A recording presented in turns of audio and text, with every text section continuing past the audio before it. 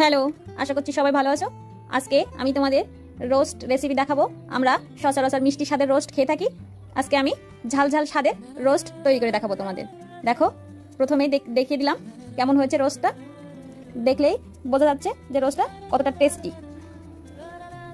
তোমরা এটা ট্রাই করতে পারো। মিষ্টি স্বাদের রোস্ট অনেকেই পছন্দ করে না, যেমন আমি।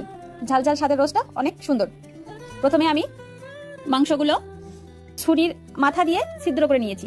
এখানে কাটা যাবে না, ছিদ্র করে নিয়েছি। তোমরা কাটা চামচ দিয়েও ছিদ্র করে নিতে পারো, একেবারে হাড়ের গা পর্যন্ত। তারপর এখানে লবণ, হলুদ আর মরিচ গুঁড়া দিয়ে ভালো করে মিশিয়ে নিচ্ছি, মানে লাগিয়ে নিচ্ছি মাংসের গায়ে। তারপর গরম তেলের ভিতরে আমি এটা ভেজে নেব।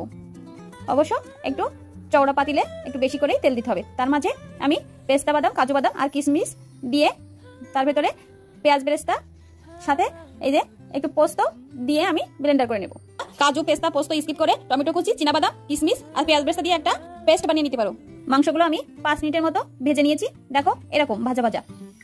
তারপর আমি সেই তেলের ভিতরে 2টো এলাচ, দারচিনি, 2টো লবঙ্গ, 2টো তেজপাতা আর 2-3টে শুকনো লঙ্কা আমি হালকা করে ভেজে নিয়েছি 5 সেকেন্ডের মতো। তারপর পেঁয়াজ কুচি দিয়ে দিলাম।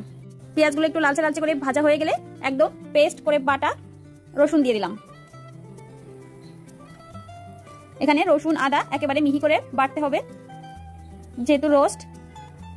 তেলের ভিতরে আমি একটু হলুদ গুঁড়া আর একটু ঝালের গুঁড়া দিয়ে দিলাম। দিয়ে আমি অল্প একটু জল দিয়ে নিলাম। মশলাটা আমি কষিয়ে নেব। এভাবে মশলা থেকে তেলটা ছেড়ে ছেড়ে আসলে একটু পরে আমি আদা দিয়ে দিলাম। আদা দিয়ে থেকে আমি মশলাটা কষিয়ে নিচ্ছি। এই যে মশলার গায়ে থেকে তেলটা ছাড়িয়ে আসলে আমি পেস্ট করা সেই বাদাম, পোস্ত সেগুলো আমি দিয়ে দিলাম। দিয়ে এভাবে কষাতে থাকবো। অল্প আছে আমি মশলাটা কষাবো। তোমরাও এভাবে রান্না করার চেষ্টা করো, দেখবে কত দারুণ লাগে। এই যে মশলা থেকে তেল ছেড়ে আসছে। তারপর আমি এখানে বাজার থেকে কিনে নিয়ে আসা রোস্ট মশলাটা দিয়ে দিলাম। রোস্ট মশলাটা আমি কিছুদিন আগেই কেটেছিলাম বা খুলেছিলাম, এজন্য ওরকম একটু দলা দলা হয়ে গিয়েছে। তারপরে ঠিক হয়ে গিয়েছে। এই যে আমি মশলাটা এভাবে কষিয়ে নিলাম, তেল ছেড়ে আসছে। তারপর আমি জাল দিয়ে রাখা দুধ দিয়ে দিছি। এখানে আমি লিকুইড দুধ দিয়ে দিয়েছি, গরুর দুধ। আমি এখানে কোনো দই আর চিনি মিক্স করবো না, একেবারে দই চিনি আমি স্কিপ করে দেব। তারপর আমার আরেকটু জল লাগবে, যেহেতু মাংসটা সিদ্ধ করতে হবে, তাই একটু জল দিয়ে দিলাম। রোস্ট রান্নার জন্য 1.5 কেজির ভিতরে মুরগি নিলে ভালো হয়। আমি ঝোলের ভিতরে মুরগিগুলো দিয়ে এর ভেতরে আমি ঢাকা দিয়ে দেবো।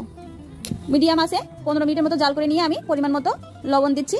তার মধ্যে 3-4টে কাঁচা লঙ্কা চেরা আর একটু গরম মশলা গুঁড়া দিয়ে আমি আবার একটু ঢেকে দেবো। আবার 3-4 মিনিটের মতো ঢাকা দিয়ে আমি এটা নামিয়ে নেব। চুলার আঁচটা বন্ধ করে আমি এর ভেতর পেঁয়াজ বেরেস্তা ছড়িয়ে দেব। ঢাকা দিয়ে রাখবো, আঁচ একটু সিদ্ধ হয়ে যাবে।